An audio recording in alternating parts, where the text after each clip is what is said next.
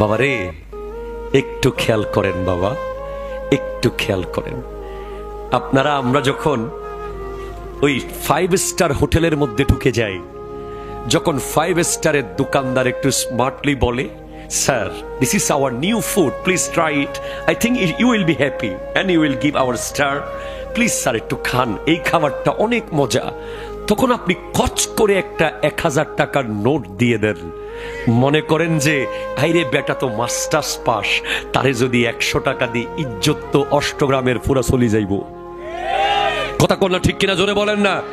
আপনি রেডিসন ব্লুতে গিয়ে 1000 টাকা দিয়ে দেন, আপনি দুবাইয়ের ব্রুজ খলিফায় গিয়ে 500 রিয়াল দিয়ে দেন, হ্যাঁ ইজ্জত চলে যাবে।